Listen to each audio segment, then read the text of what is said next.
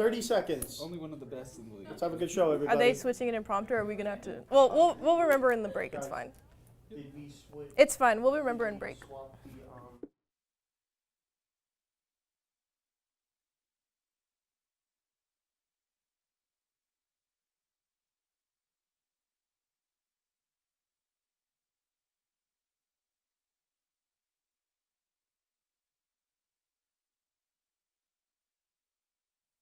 Tonight on Sports Desk, the Canes still dancing. Our Hurricane Hangtime crew breaks down the women making their first ever Elite Eight and what needs to happen for the men to take down #1 Houston. Plus, bring out the brooms. Canes baseball swept Virginia Tech last week and are climbing back into the national rankings. Our Inside Pitch crew recaps that series and previews this weekend against Wake Forest. And later on, Cowboys and Kendall? Our reporter Manny Nacarado shares the story of one high school athlete passing on the normal South Florida sports to compete in rodeos across the Sunshine State. All that and more. Sports Desk starts right now.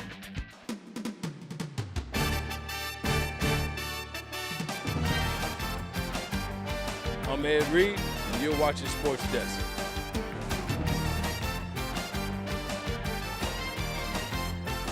Hi, I'm Jim Kelly, former UM guy. You're watching Sports Desk. What's up? I'm DJ Williams, and y'all watching Sports Desk.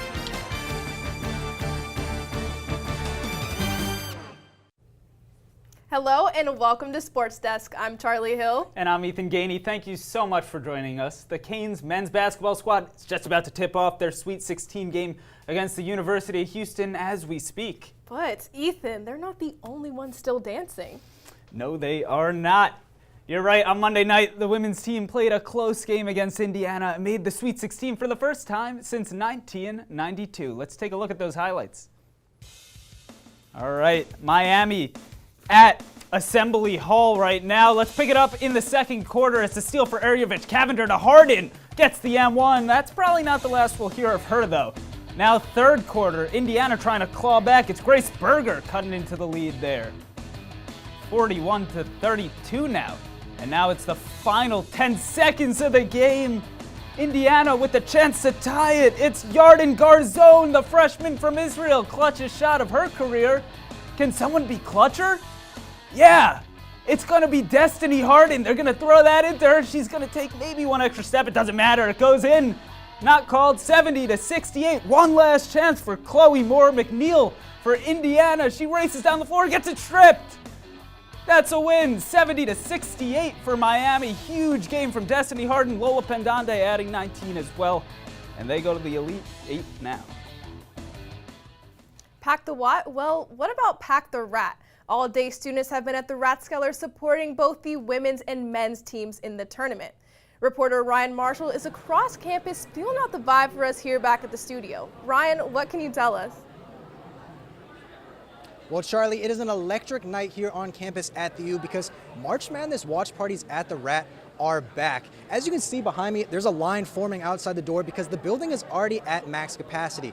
The men are set to tip off against Houston in their Sweet 16 matchup as they're looking to make the Elite Eight for the first, in back-to-back times for the first time in program history. And the Canes fans also came out earlier today to support the women's team as they upset number 4 seeded Villanova. The Canes fought back against a hard comeback by the Wildcats led by Miami's very own dancing queen Jasmine Roberts, and the women's teams will now keep dancing into the Elite Eight for the first time in program history. Reporting live for UMTV, I'm Ryan Marshall. Thanks, Ryan. Clearly there's a lot of excitement with the men getting underway, but how about those Lady Canes? They won their Sweet 16 game today against Villanova, and our Hangtime crew has all the details on that big-time win and what the men's team needs to do tonight to secure their own big-time win. Guys? Thanks, Ethan, and welcome everybody to a very sweet edition of Hurricane Hangtime. I'm your host, Wrigley Court, joined by Jake Baum and Gavin Bicho. Let's talk hoops. Starting off on the men's side of things, where the big dance is set to continue in just a few minutes. But let's talk about how they got here. Last weekend, they got the upset win against number 4 Indiana. Jake, how'd they pull that off? Well, sorry, Indiana, but it is great to be a Miami Hurricane. Now let's start by talking about the dynamic duo that has led this team all the way to the Sweet 16, starting with Isaiah Wong. 27 points against the Indiana Hoosiers this past Sunday, rebounding, if you will, from his disappointing performance against Drake. And the big guy, Norchad Omier, with 17 rebounds, doing exactly what he was brought in to do. These two are going to have to be plenty efficient if they want to pull off the upset against number 1 Houston. Canes are set to take on the Houston Cougars in any minute now. Jake, how can they pull off a win against a team that's at times looked like the best in the country?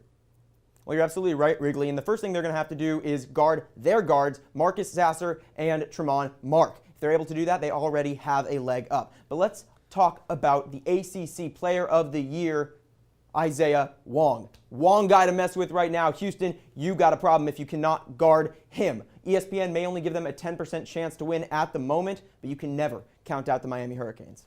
Going from a team that's looking to punch its ticket to the Elite Eight to one that's already in. Gavin, the Lady Canes just got an upset win against number 4 Villanova. But let's talk about how they got here, getting wins against Oklahoma State and Indiana. How'd they pull those off? Well, against Oklahoma State, Miami was down 17 at the halftime break, but great defense and a couple clutch shots from Haley Cavender put Miami over the edge to defeat the Pokes. They had to play Indiana at Bloomington, the 1 seed in the region. Miami was up 13 at half. The Hoosiers charged back, made it a game, but it was Destiny Harden's game-winning floater with 6 seconds left to put the Canes over the Hoosiers. Big upset, sent them to the Sweet 16 where they play Villanova this afternoon. Let's talk about the game on everybody's minds. The Canes beating Villanova just a few hours ago. Gavin, how'd they pull off this exciting win? Well, Miami played 2.5 quarters of tremendous basketball. They went up 21 points, 57-36, before the wheels fell off. Miami turned the ball over 14 times in the second half, leading to 22 points off turnovers for Villanova. The Wildcats stormed back, even took the lead, but it was Destiny Harden's three-pointer in the final minute or so, and then Jasmine Roberts' performance. 26 points on 10 for 16 shooting. She did unbelievable. That's a career high. Miami plays Utah or LSU, and the program's first Elite Eight, and Miami only the third team in women's history to make the Elite Eight after losing 12 or more games in the regular season. The big dance rolls on for both teams, but that is all the time we have, so let's send it back to Charlie. Thanks, guys. Coming up, 2 Miami baseball players are proving just how important brotherhood is to their success. Stay with us.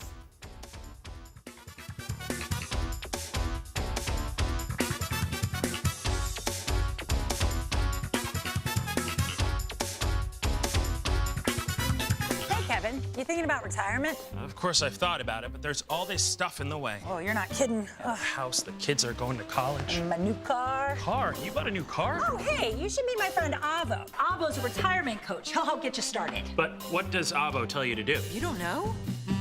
Focus on your future. Your goals can still be met. But how? Target your tomorrow. And use the Avo bet. You sing? Not really. A is for taking action. Start off with a plan. You built these letters? Yep. V is for variety. There's so many ways you can. I follow you. Come on. O's for optimize your savings. Let Avo lead the way. Visit aceyourretirement.org today. Nice sign. Thanks, I made it myself. Cool.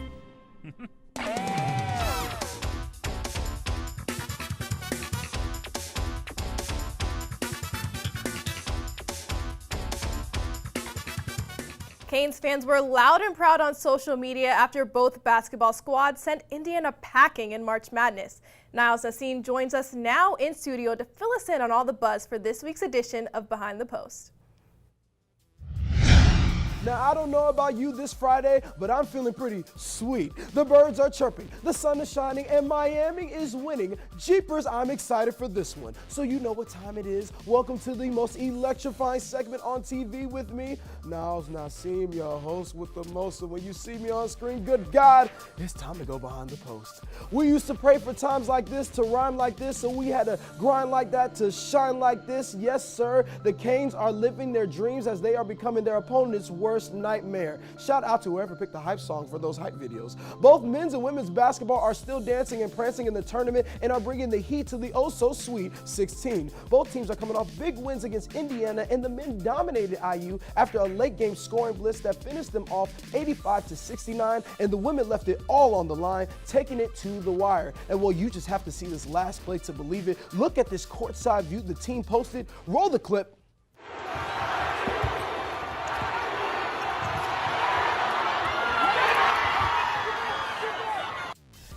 Destiny Harden put on the moves to get the score and close out the game. And for those in the comment section saying that it was a travel, stop it. It was a graceful step. And besides, ball don't lie. And after both teams mollywop Indiana in the round of 32, I have only one question to ask IU. Who's your daddy? Hey, are you feeling a little mid? But the basketball teams ain't the only one winning today, ladies and gentlemen. Get your brooms out because baseball just swept Virginia Tech this past weekend and beat FAU in its midweek game and with the score of 10-5. And look at those smiles. That's a team that's having fun and winning, and they are on the road because they are now ranked number 17 in the nation. The Canes are cooking with fried fish grease, and they are back on the field tonight in a big road series against Wake Forest. You should tune in. But hey, that's all the time I have for you today. As always, remember, be blessed, never stress, because you know where to find me right here on Sports Desk. I'm Niles Nelson. Miami baseball is back in the top 25. After sweeping number 17 Virginia Tech, the Canes are now in Winston-Salem to take on the number 2 ranked Wake Forest team. Our Inside Pitch crew is here to explain the keys to their success. Olivia and Cal?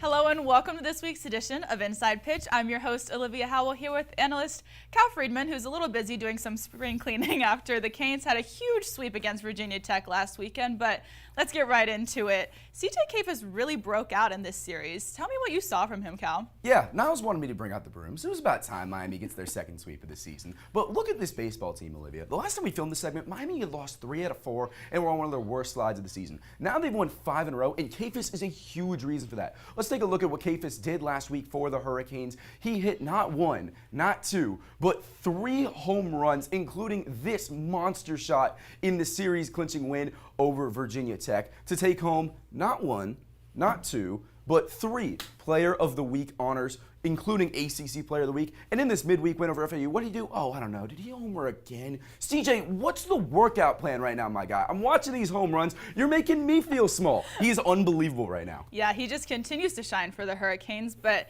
they're actually about to take on number 2 Wake Forest. What should both teams prepare for going into this series? Well, Olivia, if you're a neutral and you like home runs, this might be the series for you all season long. Wake Forest comes into this series hitting 45 home runs on the season. Miami, they've hit 47. But the last time that these two met, it was Wake Forest hitting all the home runs. Take it back to last May in Charlotte when the Hurricanes faced off with the Demon Deacons. It was all Wake this day. They won 16-3. They ended Miami's journey in the ACC tournament, and this season they've gotten even better. Brock Wilken has 13 home runs on the season, one of the top third basemen in the nation. Adam Saucier is a key outfielder, and this is going to be a very, very high-scoring series. Yeah, for sure, Cal. It should be really interesting to see how both teams perform, but with that, let's hear your calls. Well, I'm confident about the home runs. These two are top 5 in the nation in home runs. I'm going to give a little credit to both teams. I think both teams combined for 13 home runs this weekend. But someone who's going to try and shut down those home runs has been starter Gage Zeal. He's been on fire since he moved back to Saturday. I don't think he walks more than 3 batters. And finally, I'm feeling good about this Miami team. They're playing really well right now. They're going to win this series in Wake. Wow, Cal is feeling bold this week, but that is all the time we have for you this week on Inside Pitch. Back to you guys at the desk. Well, sticking in the ballpark, they've been teammates for years, but are brothers for life. Reporter Michael Muella has the story of 2 Canes baseball players whose relationship is defined by more than the sport. Ronaldo Gallo and Ian Farrow were once teammates at Florida Gulf Coast University. But their bond is much deeper than just playing on the field. We weren't supposed to be roommates because we weren't at first. Our coach, he kind of switched us up, and then me and him got stuck together, and it kind of built a relationship from there. The two are once again roommates at the University of Miami, but their relationship didn't start so smoothly. We kind of clashed heads a little bit because I'm the cleaner one. One time I just told him, I was like, bro, clean up your stuff. Like, I was getting sick and tired of it, and then I got on him a little bit, and he kind of like listened, but he kind of does it on his own time. I feel like me and Ronnie got closer when I moved here. I don't know. I feel like, just boys just being boys. We just kind of started having fun together, hanging out and stuff. Both Guile and Farrow have a strong connection to their faith. Ian claims that it was God who led him to transfer to the University of Miami. Ronnie's relationship with Ian is helping him rediscover his own faith. We'll just see like little random like sticky notes about faith and God, and just like kind of like clues. the way I saw it was, those are clues that were coming from God to get me plugged back into my faith and my relationship with Him. And it just so happened to be that God sent Ian to be with me to get me plugged back into that relationship with God. You know, I try to use that to connect with anybody, and you know, it helps when you have somebody who shares the same faith as you. It's easier to connect with somebody like that. With a strengthened connection to the Lord, Ronnie and Ian are looking to lead the Hurricanes to victory both on the mound and at the plate. For UMTV, I'm Michael Muella. Up next, superpowers on South Beach? After the break, we'll show you one beach volleyball duo who uses their twin telepathy to their advantage. But first, it's time for some trivia. Canes Hoops has taken on #1 seed Houston Cougars in the Sweet 16, but when is the last time the Canes took the hardwood against Houston? Is it A, 1971, B, 1985, C, 1992, or D, 2003? Stay tuned for the answer when SportsDesk returns. Roll over. Chance high five. All right. When you adopt a shelter pet, you discover all the things that make them unique. And your mother and... I am totally a hat person. Right, guys? Thanks for being honest. They're a little bit of a lot of things, but they're all pure love. Adopt pure love at theshelterpetproject.org. Guys, what an incredible game earlier today. Mike, that was incredible. I mean, real Coach K, but right now behind you, we're seeing Kevin Harlan's on the call tonight. Our ears are blessed. All right? Thank What a God. legend. Sometimes we can do things that exclude others. You're still talking to your friend? It's complicated. I think he went back in. We gotta go get him. Welcome to Jumanji! Even the smallest words and actions can have a big effect on someone. You have the skills. Because of you, someone's entire day, their year, or their life can change. Remember, the future is in your hands. Visit becauseofyou.org to learn more. Totally, let's do it.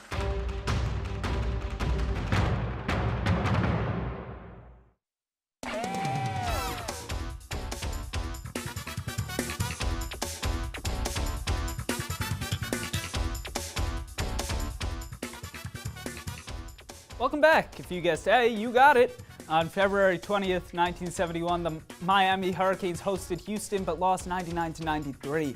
Tonight marks the 15th all-time meeting between the two squads, with the Cougars leading the series 9-5. Canes Hoops is hoping to beat Houston and keep chasing the NCAA crown. But this week, UM's track and field took home some hardware on their biggest stage. Michael Muella and Taryn Jacobs give us the deets on this week's edition of the OSports Roundup. Hey Canes, welcome back to this week's edition of the OSports Roundup. I'm Michael Muella. And I'm Taryn Jacobs. Mike, what's going on the track this week? Well, I'm glad you asked, Taryn, because it was quite the spring break for several Canes track athletes at NCAA championships, including winning some hardware. Decio Andrade, Russell Robinson, and Hannah Hall each finishing top 10 in the nation for their respective events, including Russell Robinson taking home some extra hardware as he was named a first-team All-American. Now, I'll close the book on the indoor season and open the next chapter on the outdoor season, where 6 Canes took home a top 3 place finish at their first event of the season, including Hannah Hall and Sanaa Hebron taking home ACC Performer of the Week and National Athlete of the Week awards from Division I. Huge congrats to them. Mia Valet and Swim and Dive took home a three-time All-American bid, and Max Flory looks to add another one as he was named second-team All-American this past week. But Taryn, what's going on in tennis and golf? Yeah, Mike, the men's tennis team is red hot. They took back-to-back home wins against Notre Dame and Louisville last week, and they're looking to continue this at-home winning streak against Drexel on Wednesday. On the women's side, they lost to Texas A&M, ranked number 2, and fell to number 23 in the rankings, but they look to bounce back here in Coral Gables earlier today against number 9 UVA. On the green, the golf team finished 16 out of 16 at Briars Creek, but sophomore Sarah Byrne had a stellar performance, finishing in the top 10 for the first time this spring season. Well, thank you so much, Taryn. That's all the time we have this week. Let's send it back to Charlie and Ethan at the desk. Thanks, guys. And we're less than 16 hours away from volleyball's second exhibition game of the spring. So, in anticipation, Brandy Troop caught up with libero Neilani Feliciano in this week's edition of Athlete of the Week. Hello, everyone, and welcome to this week's edition of Athlete of the Week. I am your host, Brandy Troop, and today I am joined by Kane's volleyball player, Neilani Feliciano. Hey, Neilani, how are you? Hey, I'm good. How are you? Great, girlie. I want to get right into the games and play one called Up in the Air. Gonna throw out some random emotions, things of pop culture, and things from the realm of volleyball. And I want you to say the very first thing that pops into your mind. Sound good? Sounds good. Let's give you 35 seconds on the clock, okay? Okay. Winwood. Winwood Walls. Spring break. Fort Lauderdale. Ooh, Oscars. Alex Earl. Serve. In volleyball. Happiness. The beach. Oh, me too. Block. Our middles. Oh, Miami. Fun. Love. My team. Oh, Texas. Cowboys. Oh, I'm a Cowboys fan. Bored. Reading books. Happiness. The beach. Beyonce. Oh, like the best of all time. The greatest of all time. Of course. That was so much fun. I feel like I got to know you a bit better. You are just someone who's a dominant force in the game of volleyball. How is it that you just love what it is that you do? I'd say surrounding my teammates, like they make coming into practice so much easier, and it's so fun to be around them, so they make it a lot easier. Most definitely. And what is it about the sport of volleyball that just makes you want to give it your all? I'd say obviously the winning is the best part, but like going into practice every day, putting in all your effort, and then like getting better with your teammates and your best friends around you is definitely the best part. Love it. Well, thank you so much for joining us, Neilani. I'm Brandy Troop, and we'll see you right here next week for Athlete of the Week. We've heard a lot about the Cavender twins, but this weekend there was double trouble in South Beach. Reporter Julia Carullo has the story. The Association of Volleyball Professionals displays a wide range of talent, including an interesting pair from the University of New Orleans. Beach volleyball is so much bigger to me than just the sport. I think any way I can kind of give back or just inspire some people just watching us. The twin pair, Victoria and Veronica Corcoran, had their fair share of ups and downs during their college career. The first set of our first tournament, we start fighting, and it's like a sister fight. So we ended up losing that game, and our coach came over to us and was like, "You guys will never play again, ever again." The rest of our sophomore and junior and senior season, we didn't play together until COVID hit, and then we finally were together, and then we were the ones team together, which was pretty surreal. Megan Bergdorf, their current coach, has helped them elevate their game beyond the collegiate level. I also coach on the World Tour with a number of Team USA emerging teams, both on the men's and women's side. They're fun, they have, the Irish flair, the American spirit, and, they're very disciplined in their technical training, and they're great with their ball control. It's not just their ball control that really sets them apart. It's their ability to be on the same page that makes the difference. It's like our competitive edge to over other people. Say like one person's struggling siding out, we can just switch, or like say they're picking on one person, you just like mingle and then switch. They don't really know the difference, which is pretty cool. Although 5'9" may be undersized, with the help of Coach Meg and their mind reading skills, the twins were still able to take their talent to the world stage. Oh, you don't really see two undersized players at a high level. It's very rare, but it's doable. To these players, beach volleyball isn't just a passion, it's a way of life. Reporting for UMTV, I'm Julia Carullo. Still ahead, the electrifying World Baseball Classic comes to an end with an at-bat for the ages. Don't go anywhere.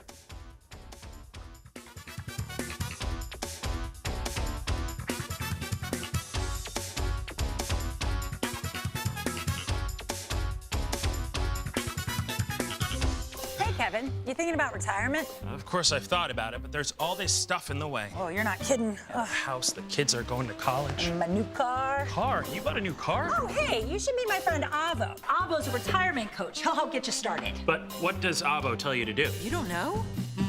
Focus on your future. Your goals can still be met. But how? Target your tomorrow. And use the Avo bet. You sing? Not really. A's for taking action.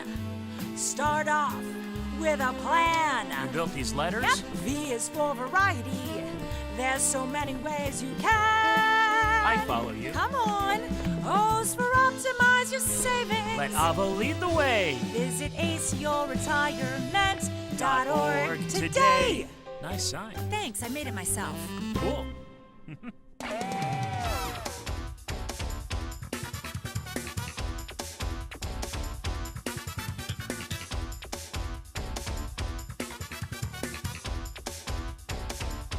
Many of the stories we cover here on the show are about the familiar sports we're used to hearing about. But tonight, reporter Manny Nacarado brings us a story about a sport from the wild, wild west. He's live in studio to tell us all about it. Manny, take it away. Thanks, Ethan. When you think of sports that are unique to South Florida, you might think of some sort of water sport. But what you might not think of is competitive roping. I had a chance to learn all about the sport from a local high school athlete. For many high schoolers, playing basketball, baseball, or football is enough to get the competitive juices flowing. But for JP Delgado, he needs something a little less conventional. What I do is rodeo. It's a Western sport. I do the events I do in rodeo is calf roping, tie down calf roping, and I do team roping. I always used to watch like Western films and stuff when I was little. And then my dad he asked me if I wanted to start roping. I was like, I'll give it a shot. But then I started roping so much that with baseball and stuff, my dad told me I had to choose one, and I chose what I love, rodeo. And this love sparked from the very beginning. Since he was a little kid, I put a rope in his hand, and he just had a knack, was good with it, used it all the time, always had it in his hand. Good girl. Like any father, I mean, I hope we can go pro, but more for me, I hope he can college rodeo and, you know, and continue his education, obviously, and just have fun with it. And with JP's continued dedication to his sport, his trainer thinks the sky's the limit. Every day he learns more and more. It's just it's kind of like wine. It only gets better as it goes. And the more he matures, the faster he's going to get, the harder it is to beat him. Back up, it's just something that you just get a different type of adrenaline rush when you back into that box. Like, you know, it just gets you excited and you want to go rope. And it's just you got that feeling and it gets you nervous. Like sometimes I get really nervous before I rope. And it's just the feeling that I have that I really want to go do it, and it's something I love. As JP continues to compete in the sport he loves, he hopes to be able to make his passion into a career. Reporting for UMTV, I'm Manny Nacarado. Tuesday night marked the end of the World Baseball Classic right here at Miami's Lone Depot Park. Japan beat the U.S. to claim the world title by a final score of 3-2, but at the end of the night, it was the final at-bat that everyone was talking about. At the top of the ninth, 2 outs. We got you a view from right behind home plate. It's Ohtani versus Angels teammate Mike Trout. It's the final pitch. Trout fans, Ohtani winning eternal glory for his country, Japan. No other sport do you get to see 2 GOATs, 2 teammates facing off against each other on that big of a stage. Ohtani ends up taking this one. It's 3-2 Japan. They win. And while we should have been writing and editing the show, the entire cast was gathered around the big screen to watch the end of the women's game. Just roll the footage. Here we have everybody. Since we couldn't make it to the Rat just in time, we all huddled up in Studio B, not just the TVs, but we got the big screen with the game. We're all getting ready. Some people are about to start leading in anticipation. Just wait for it. There we go. Gavin, okay. See? And why we did that? Because we just won the game and we're heading to the Elite 8. But after the show, you'll find that same video, just different scenery at the Rat, because that's where we're going. Yeah, that was a lot of fun. You saw me and Daniel, our EP, we were jumping up and down, hugging. Love that. It was just but awesome. Can we get a men's basketball score update, please? Yeah, let's check that out. Right now, it's 15-12 Miami. There's 12:48 left in this first quarter, and I mean, so far so good. Yeah, What have I've you? been Have you been? satisfied. Yeah, I've seen a lot of this look, in the studio today. So it's tough to like keep an eye on the TV while delivering this broadcast right now. But to be honest, I've been keeping the corner of my eye on it right now. I'm liking the way Isaiah Wong's playing. He's moving the ball well. Jordan Miller as well. He looks good too. He's getting some rebounds. Here's Wong has it right now. I wish we could show you guys the footage, but unfortunately that's not how it works. But that is all the time we have for this episode of Sports Desk. Yeah, thanks for joining us, and we'll see you next week.